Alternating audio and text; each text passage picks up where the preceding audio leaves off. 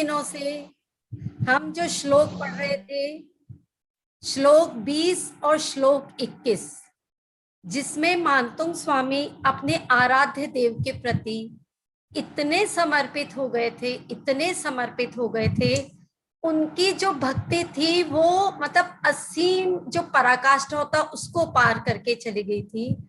और वो कहने लग गए थे कि हे प्रभु, मुझे बस सिर्फ आप में ही संतुष्टि, आप में ही संतोष नजर आता है, मुझे और कहीं पे भी कोई मतलब कहीं जाने का मेरा मन ही नहीं होता, मुझे और कहीं भी संतुष्टि नजर नहीं आती है, नहीं होती है, मेरे मन को संतोष प्राप्त नहीं होता है, ऐसा मानतुंग स्वामी कह रहे थे। क्योंकि उनकी जो भक्ति देखिए, जैसे मीरा थी, मीरा किसको मानती थी? कृष्ण भगवान को। तो वो क्या कहती थी? मेरो तो गिरधर गोपाल दूसरो ना कोई। तो उनको उनकी जो भक्ति थी वो उन्हें श्री कृष्ण की भक्ति करने के लिए मजबूर कर रही थी। और जो मानतुंग स्वामी है उनकी भक्ति मजबूर कर रही है उनको कि बस मेरे कौन है? सिर्फ आदिनाथ प्रभु ही है, मुझे उसके अलावा और कोई नजर नहीं आता है, मुझे सारे भगवान के दर्शन प्रभु आप में ही हो जाते हैं, आप जैसा और कोई भी नहीं है, ऐसा उन्होंने कहा। अब मानतुंग स्वामी कह रहे हैं कि प्रभु आप जैसा और कोई नहीं है, इसका क्या कारण है? इसमें कौन हेतु है कि आप जैसा सुंदर और कोई नहीं है? तो उसको पढ़ेंगे हम आज के श्लोक नंबर 22 में। ठीक है, सभी मंगलाचरण के लिए तैयार हो जाइए, हाथ जोड़ लीजिए।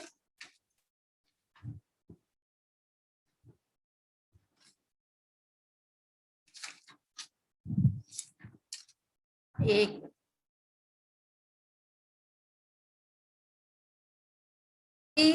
दोनों हाथ जोड़ के आंखें बंद करेंगे।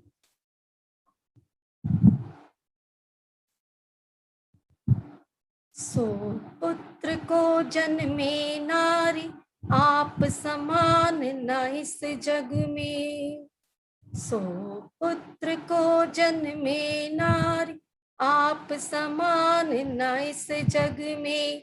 सभी दिशा से तारे निकले, हो सूर्य दर्शन पूरब से।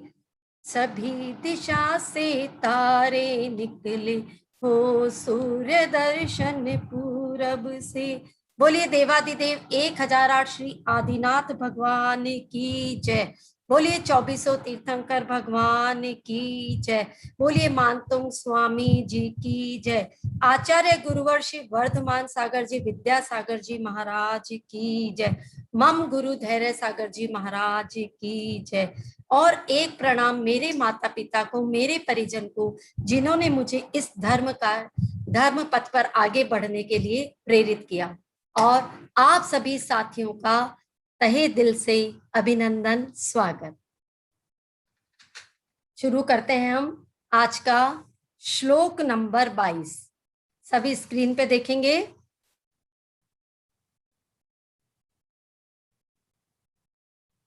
स्त्रीणां शतानि शतशो जनयन्ति पुत्रान्।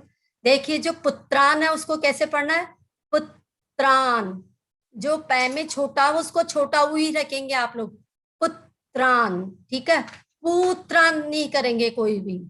स्त्रीणां शतानि शतशो जनयन्ति पुत्रान्, नान्या सुतं त्वदुपमं जननी प्रसूता।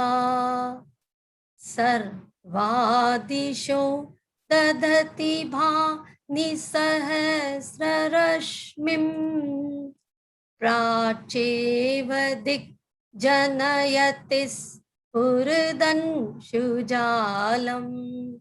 एक बार सभी मेरे साथ पढ़ेंगे वापस से। स्त्रीणां शतानि शतशो जनयन्ति पुत्रान्, नान्या सुतं त्वदुपमं जननी प्रसूता। सर्वादिशो ददति भानि सहस्ररश्मिं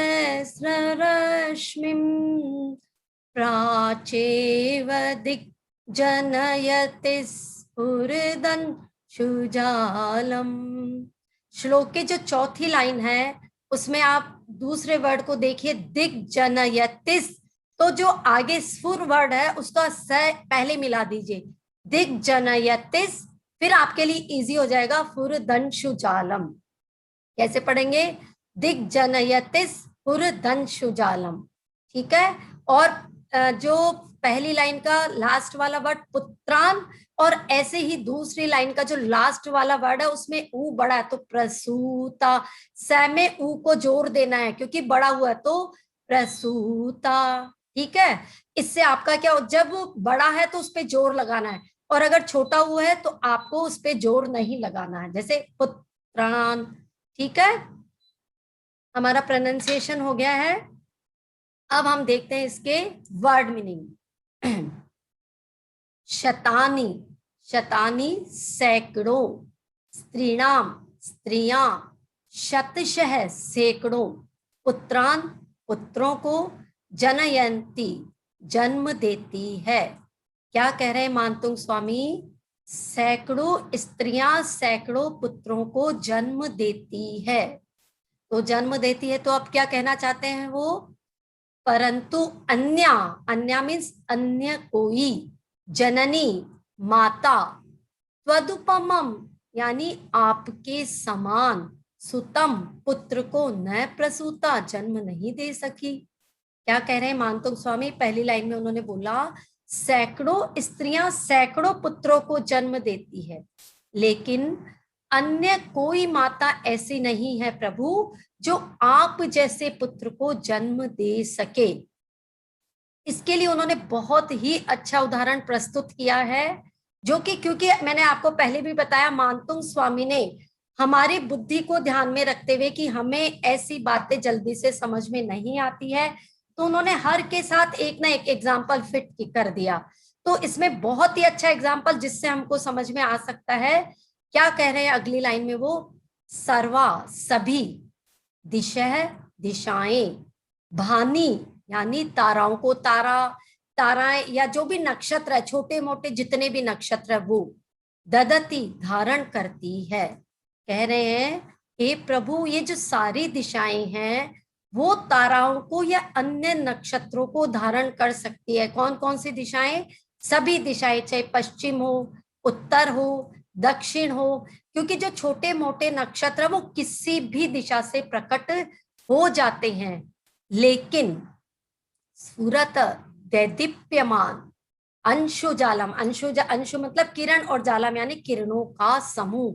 तो किरणों का समूह कौन है? सहस्र रश्मि यानी सूर्य, प्राची एक पूर्व, प्राची मीन्स पूर्व दिशा, दिक एव यानी दिशा ही जनयति उत्पन्न करती है।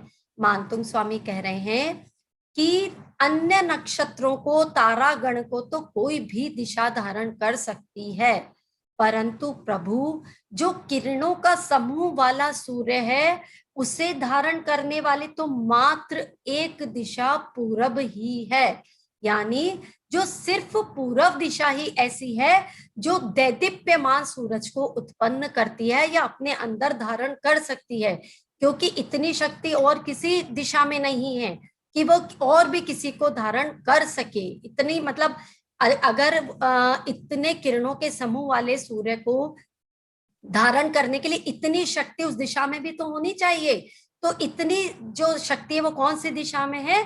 पूरब दिशा में। दिशाएं तो बाकी भी है, लेकिन वो क्या करती है, जो बाकी दिशाएं हैं वो सामान्य दिशाएं हैं, उनमें इतनी शक्ति, इतनी प्रबलता, इतना साहस नहीं है कि वो अपने अंदर सूरज को क्या कर सके, धारण कर सके। तो ऐसे ही हे प्रभु जो माता मरु देवी है उनका जितना साहस और किसी भी स्त्री में नहीं है, क्योंकि उन्होंने क्या किया है, आप जैसे पुत्र को जन्म दिया है। वो कहते हैं मैं देखता हूं सैकड़ों स्त्रियां हैं, सैकड़ों पुत्रों को उत्पन्न कर रही है, लेकिन प्रभु मुझे आप जैसा पुत्र और कहीं दिखाई नहीं देता है। आया सबको समझ में? इसका एक बार वापस से अर्थ, जो नीचे शॉर्ट अर्थ है, भावार्थ, वो देख लेते हैं। अब देखिए तात्पर्य, यहाँ आप जो अलंकार लगाना चाहे यहाँ लगाइए। भावार्थ क्या कह रहे हैं मानतुंग स्वामी? हे मरुदेवी नंदन, हे सूर्य सम बालक, सूर्य को केवल पूर्व दिशा ही प्रकट कर सकती है, अन्य दिशाएं नहीं। क्यों? क्योंकि जो पूर्व दिशा है उसमें क्या है? अपने अंदर इतना साहस है कि वो उस सूर्य के सूर्य में जो तेज, क्या बोलेंगे उसको, सूर्य का जो देदीप्यमान है उसको वो ग्रहण करने की ताकत रखती है। तो इसलिए केवल पूर्व दिशा ही है जो सूरज को प्रकट कर सकती है।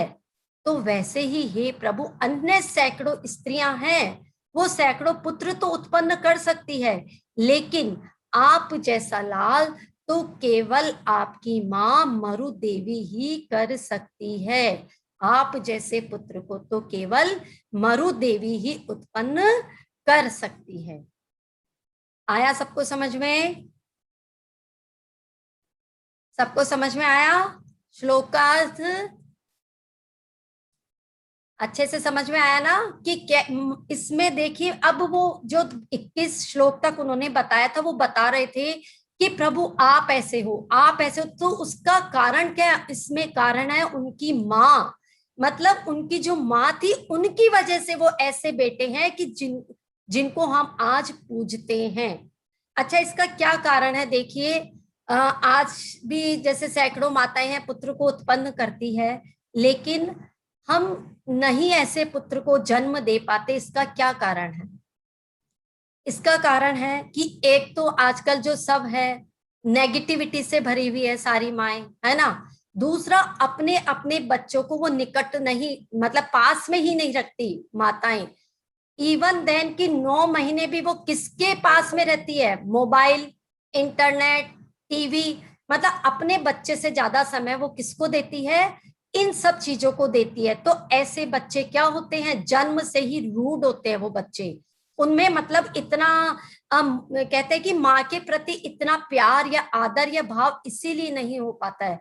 क्यों? क्योंकि उन्होंने जो 9 महीने का पीरियड था उनका, जबकि वो अपने बच्चे में लगाव पैदा कर सकती थी, अपने बच्चे को अपना बना सकती थी, तब तो उसने क्या करा? नहीं किया। वो मातृत्व भाव से भी दूर रही और अपना सारा समय दिया टीवी, मोबाइल, इंटरनेट, इन सब चीजों को। तो इसीलिए क्या हुआ कि जो वो आज के बच्चे हैं वो फिर माता से दूर रहना शुरू हो जाते हैं। उनमें माताओं के प्रति प्रेम नहीं है, प्यार नहीं है, आदर नहीं है, सत्कार नहीं है। और फिर हम दोष देते हैं कि आजकल के बच्चे तो हैं ही ऐसे। तो इसमें कहीं ना कहीं कसूर किसका है? हमारा ही है, माताओं का ही है। इसलिए अगर हमें अपने बच्चे को, हम चाहते हैं कि आदिनाथ भगवान जैसी संतान हो, चलो मान लो मैं कहती हूँ आदिनाथ भगवान जैसी भी संतान नहीं हो, कोई बात नहीं, हम किसी संत को तो जन्म दे सकते हैं ना। फिर संत को भी छोड़ो, कोई नहीं, कोई बात नहीं, हम कम से कम ऐसे तो बालक को जन्म दे सकते हैं जो आदिनाथ भगवान के अनुयायी ही बन जाए। है ना? कितनी अच्छी बात। कम से कम हम इतना प्रयत्न तो करें कि जो हमारे बच्चे हैं, जो हमारी संतान है, वो क्या करे? आदिनाथ भगवान की अनुयायी बन जाए, उनके पद चिन्हों पर ही चले। तो इसके लिए हमें क्या करना होगा? हमें अपने, अब भी कर सकते हैं हम लोग, है ना, कि अब हम उनको ऐसा माहौल दें, ऐसा एटमॉस्फेयर घर में बनाएं कि हमारे बच्चे क्या है, उनमें अच्छे अच्छे संस्कार आए। 9 महीने तक चलो हमारा पीरियड चला गया, अब भी कोई जो भी मान लीजिए माँ बनने वाली है, तो वो 9 महीने तक डेली क्या करे? आदिनाथ भगवान की पूजा करे। और जो अच्छे अच्छे हमारे ग्रंथ है ना, प्रथमानुयोग के ग्रंथ, जैसे कि हरिवंश पुराण हो गया या फिर पद्म पुराण हो गया, इस तरह के ग्रंथों को पढ़े तो उससे क्या होगा? माता के गर्भ में तभी से बच्चों में संस्कार जाना चालू हो जाएंगे, और वे बच्चे इतने संस्कारित होंगे, इतने अच्छे होंगे कि वो आगे चल करके उसी पथ पर चलेंगे, प्रभु आदिनाथ भगवान का ही वो अनुसरण करेंगे। इसलिए हमें क्या करना है? अब आज से ही सबको चालू कर देना है अपने घर में। आप लोग हीरो की फोटो लगाते हो घर में, हीरोइनों की फोटो लगाते हो, ये बिल्कुल गलत है। फोटो लगानी है तो जो वास्तव में क्या है, हीरो, वर्ल्ड का जो हीरो, उसकी फोटो लगाओ ना। आदिनाथ भगवान, महावीर भगवान, इनके फोटो लगाओ, ताकि उन महापुरुषों का क्या पड़ेगा, चरित्र का प्रभाव बच्चों पर पड़ेगा, और वे बच्चे क्या होंगे, एक आगे जाकर के एक स्वस्थ पीढ़ी बनेगी, संस्कारित पीढ़ी बनेगी, और जो हमारा जैन समाज है वो बिल्कुल उन्नत शिखर को छुएगा। आ रहा है सबको समझ में? और देखिए मैं आपको एक बात बताती हूँ कि कैसे मातृत्व भाव मतलब होना चाहिए, माँ में एक मातृत्व भाव कैसे प्रकट होता है। ये हरिवंश पुराण की कथा है और ये जैन महाभारत है ना। ये देखिए हिंदू की जो महाभारत है वो थोड़ी सी अलग है हमारे से, तो मैं भी जैन की महाभारत की चर्चा कर रही हूँ। हरिवंश पुराण में एक स्टोरी है। देवकी जब अपने सभी संतानों को जन्म दे चुकी होती है, क्योंकि उनकी आयु बहुत बहुत साल की होती थी, तो जब वो श्री कृष्ण भगवान को भी जन्म दे चुकी थी उस समय, उसके बाद में वो अपने घर के बाहर खड़ी थी और पड़गाहन कर रही थी मुनिराज का, क्योंकि खुद बाद में खाते थे, पहले पहले मुनिराज का ही पड़गाहन करते थे। तो वो खड़ी थी, पड़गाहन कर रही थी, तो उसने देखा कि आकाश मार्ग से क्या आ रहे हैं, दो मुनि आ रहे हैं। तो उसने जैसे ही उन मुनिराज को देखा, उनका पड़गाहन किया, उनको पड़गाहन करके अंदर बुलाया, अच्छे से आहार कराया। अब वो जैसे ही आहार करा रही थी तो उसका मातृत्व भाव जागृत हो रहा था, मतलब उससे उसकी ममता प्रकट हो रही थी। उसने सोचा ऐसा पता नहीं क्यों हो रहा है। फिर उसने सोचा क्योंकि मैं शायद अभी मुनिराज की माता, क्योंकि मैं भी माता के समान हूं, इनको खिला पिला रही हूँ, तो इसलिए मेरे में मातृत्व भाव प्रकट हो रहे होंगे। तो उन्होंने यह सोच करके मुनिराज को बड़े प्यार से, बहुत वात्सल्य के साथ में उनका आहार कराया। वे दोनों मुनिराज वापस आहार करके चले गए। वो जैसे ही बाहर छोड़ने गई तो फिर देखा दो मुनिराज फिर से आ रहे हैं आकाश मार्ग से, और सेम वही शक्ल के दो मुनिराज फिर से आ रहे हैं। उसने कहा ये क्या बात है, पहले भी दो वैसे की मुनिराज, अब फिर वापस दो वैसे ही मुनिराज। उसने कहा कोई बात नहीं, मेरा कर्तव्य है मुनि को पड़गाना, मैं तो पड़गाहन करूंगी। उसने पड़गान किया, उसका मातृत्व भाव फिर से प्रकट हुआ, और मतलब इतना ज्यादा कि उसकी मातृत्व भाव की वजह से उसके आंसू आने लग गए। उसने महाराज को आहार कराया, फिर वो महाराज चले गए। फिर दो मुनिराज आकाश मार्ग से आए, ऐसे 3 बार महाराज आए। उन्होंने महाराज का पड़गाहन किया। इस बार तो हद हो गई मातृत्व भाव की, कि उनका जो आंचल था वो सारा गीला हो गया। उनकी ममता इतनी फूट रही थी कि उनकी आंचल में दूध आ गया, इतना मातृत्व भाव। अब उसको देवकी को लगा कि क्या बात है, मेरा क्यों इतनी ममता मेरे में आ रही है। वो पहुंच गई सीधी नेमिनाथ भगवान के समव शरण में।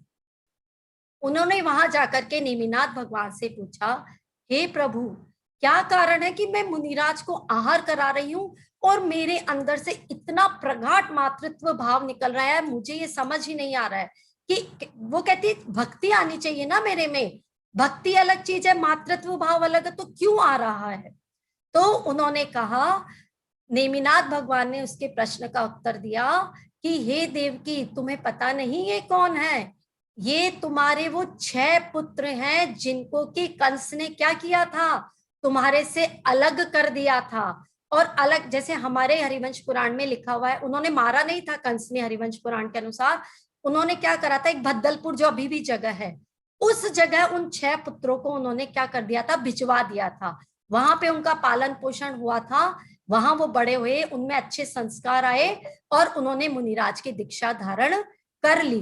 तो वो मुनिराज वहां से दीक्षा धारण की उन्होंने, और वो जब इतने साल बाद तुम्हारे पास में आए हैं, तब भी तुम्हारा मातृत्व भाव उमड़ उमड़ के आ रहा है। इतनी मतलब मातृत्व भाव की इतनी प्रगाढ़ता, इतनी मतलब पराकाष्ठा की देखो, उसने बच्चे को देखा नहीं, हाथ में लिया नहीं, छुआ नहीं, क्योंकि वो कंस जैसे ही बच्चा होता था वो तो ले जाता था कंस, लेकिन इतनी निकटता उसने उस समय महसूस की अपने बच्चे के, कि वो इतने सालों बाद भी उसका मातृत्व भाव उमड़ उमड़ के आ रहा था। ऐसा होता है मातृत्व भाव। और कैसी होती है माताएं, एक और छोटा सा एग्जांपल देती हूँ। महावीर स्वामी जब माता के गर्भ में आए, तो क्या होता है, जब बच्चे का मूवमेंट होता है ना अंतर, तो माता को तकलीफ होती है, थोड़ा सा कष्ट होता है, सबको पता है ये बात, है ना। तो महावीर स्वामी ने सोचा कि मेरे मूवमेंट करने से माँ को दर्द हो रहा है, पीड़ा हो रही, तो मैं मूवमेंट करना ही बंद कर देता हूँ। तो वो अपना हलन चलन बिल्कुल रोक देते हैं। अब क्या होता है, माता त्रिशला को टेंशन हो जाती है, वो सोचती है ये क्या कि मेरे अंदर कोई हलन चलन नहीं, मेरे पुत्र को कुछ हो गया क्या। और सारे राज्य में हाहाकार मच जाता है कि अरे देखो मेरे पुत्र को कुछ हो गया, वो तो हिल नहीं रहा है, डुल नहीं रहा है, मतलब इतना ज्यादा राज्य में सारा। तो महावीर स्वामी का चिंतन, क्योंकि महावीर स्वामी तो पता है शुरू से ही तीन ज्ञानी, तीन जो होते हैं उनको ज्ञान होते हैं शुरू से ही। तो उनको ज्ञान से पता लगता है कि देखो हाय मेरी माँ कैसी है, मैं उनको कष्ट नहीं दे रहा हूं इसलिए उनको कष्ट हो रहा है। कितना अच्छा चिंतन कि मैं मेरी माँ को कष्ट नहीं दे रहा हूं, उसमें भी उनको कष्ट हो रहा है। ऐसा चिंतन होना चाहिए बालक का। और माँ का चिंतन कैसा होना चाहिए कि हे प्रभु, मैं अच्छे संस्कार अपने बच्चों को दे सकूं, अच्छा मातृत्व भाव दे सकूं, अपनी ममता उन पर लुटा सकूं। लेकिन देखिए ममता और मोह में बहुत फर्क है। माँ को ममता करनी चाहिए बच्चे को, लेकिन मोह नहीं। मोह में आकर के कभी भी अपने बच्चे को गलत संस्कार, उनकी इच्छाओं को पूरा करना, उनकी गलत बातों में हामी करना, ये हमें कभी भी नहीं करना चाहिए। अगर हम अच्छे संस्कार देंगे तो जो हमारी संतान है वो निश्चित रूप से वो आदिनाथ भगवान के जो पथ है उसको अनुसरण करने वाली या उसकी अनुयायी बनेगी ही बनेगी। आया सबको समझ में? हैंड रेज कर दीजिए किस किस को समझ में आया। हाँ वेरी गुड, सबको समझ में आया ना। अच्छा, अब हम चलते हैं रिद्धि और मंत्र की तरफ। मंत्र और रिद्धि। ओम नमो श्री वीरेहि जृंभे जृंभे मोहे मोहे स्तंभे अवधारणम कुरु कुरु स्वाहा। रिद्धि। ओम रीम अरम नमो आगास गामिनम ज्रोम ज्रोम नमः स्वाहा। मैं ऐसे रिद्धिधारी मुनि को नमस्कार करती हूँ जिनको क्या हो, आकाश में अपने हिसाब से इधर उधर आने जाने की रिद्धि प्राप्त हो। जैसे देवकी के सामने आए थे ना आकाश मार्ग से मुनि विचरण करते करते, वैसे ही मुनि को हम नमस्कार करते हैं। और यह श्लोक हमें कब पढ़ना चाहिए? अगर किसी को जैसे ऊपरी बाधा का खतरा लग रहा है तो उसे 22वां और 23वां श्लोक साथ में पढ़ना चाहिए। 23वां श्लोक हम कल पढ़ेंगे। और साथ जैसे किसी में नेगेटिविटी बहुत है तो उसको भी भगाने के लिए पढ़ना चाहिए। और अगर किसको कंसीव में प्रॉब्लम आ रही है तब भी हमें ये श्लोक पढ़ना चाहिए। इस श्लोक का अंत में एक दोहा बोल करके करना चाहूंगी। शैले शैले न माणिक्यम मौक्तिकम ना गजे गजे साधो ना ही सर्वत्रम चंदनम ना वने वने। यानी क्या है, जैसे हमने कहा ना हर दिशा क्या नहीं कर सकती, सूरज को उत्पन्न नहीं कर सकती। तो जैसे हर पर्वत में क्या नहीं हो सकते, मोती नहीं हो सकते। हाथी में गज मोती होता ना, लेकिन हर हाथी में गज मोती नहीं हो सकते। हर और क्या है, साधो ना ही सर्वत्रम, हर जगह साधु नहीं दिखाई दे सकते। और चंदनम ना वने वने, हर वन में चंदन दिखाई नहीं दे सकता। तो ठीक वैसे ही हे प्रभु, आपको जन्म देने वाले कोई माता हो सकती है तो वो मरु देवी जैसी माता ही हो सकती है। और जैसे सूरज को कौन उत्पन्न कर सकता है, सिर्फ पूर्व दिशा। अन्य नक्षत्र तारामंडल तो किसमें पैदा हो सकते हैं, अन्य किसी भी दिशा में हो सकते हैं। और सैकड़ों पुत्रों को सैकड़ों नारियां जन्म दे सकती है, पर प्रभु आपको तो सिर्फ मरु देवी ही जन्म दे सकती है। ये श्लोक भरा हुआ है पूरा मरु देवी के यशो गाथा से। इतनी मतलब वो थी, अगर मैं आपको इसका गर्भ कल्याण का वर्णन करने लग जाऊं ना तो पूरे 2-3 सत्र चले जाएंगे। इतनी महिमा है कि जब वो प्रभु पैदा हुए थे तो कैसे देवियां आती है, कैसे देवता आ जाते हैं, माँ के गर्भ का शोधन करते हैं। और वो माँ बैठती है, सारी देवियां बैठ जाती, माँ खड़ी होती है, देवियां खड़ी हो जाती है। और वो देवियां पता है क्या क्या करती है, माता का मन लगाने के लिए हजारों तरह की पहेलियां पूछती है, उन्हें गार्डन में सैर कराने ले जाती है। मतलब इतना अच्छा एटमॉस्फेयर बनाती है ताकि जो उनका पुत्र उत्पन्न हो वो कैसा हो, पूरी तरह से संस्कारित, बुद्धिशाली, सशक्त, स्वस्थ, सुंदर, बुद्धिमान, तब जाकर के क्या होते हैं, हमारे आदिनाथ भगवान का जन्म होता है। चलिए ठीक है, सबको आया समझ में? हाँ।